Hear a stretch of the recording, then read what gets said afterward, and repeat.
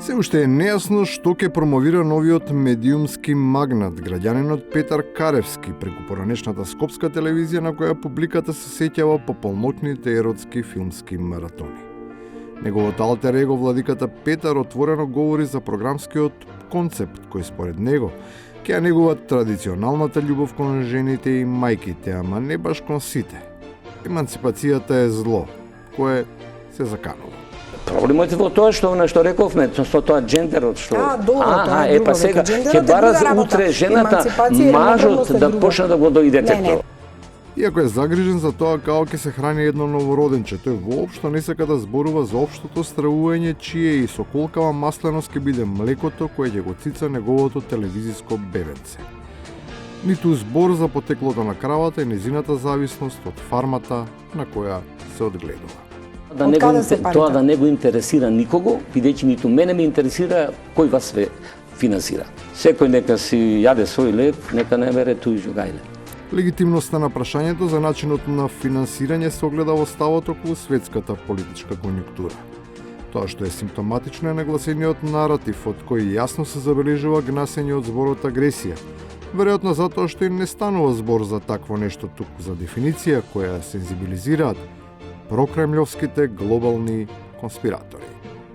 Зошто вие ми поставувате прашање руска, па јас не знам за никаква агресија, знам дека тоа е војна измеѓу големите сили.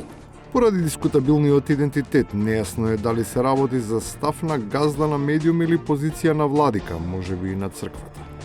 Исто како што е мистерија дали глорификуваниот српски томос е небитен, оти пред да биде даден.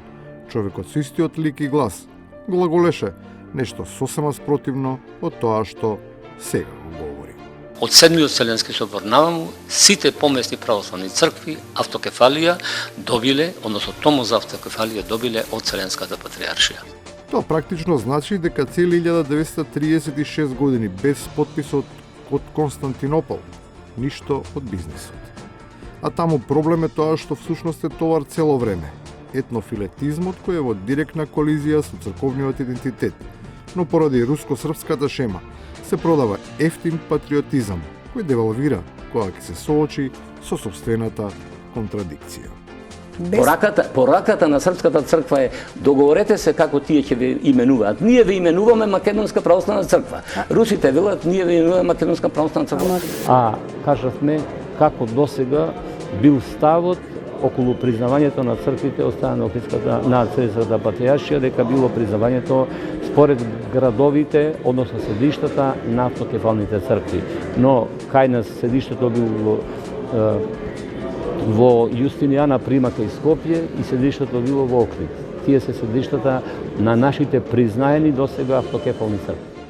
И на крајот, за вистинското вистинолюбство на вистинолюбивите. Имаме измени и дополнување на Уставот и со последните измени и дополнување на Уставот викарните епископи не се членови. Во меѓудобно време добив информација дека не е менуван Уставот на МПЦ. Тешко е да се биде газда на телевизија, но уште поголема одговорност е да се биде верски лидер. Едниот би требало да се бори со лажни вести, другиот сам со себе.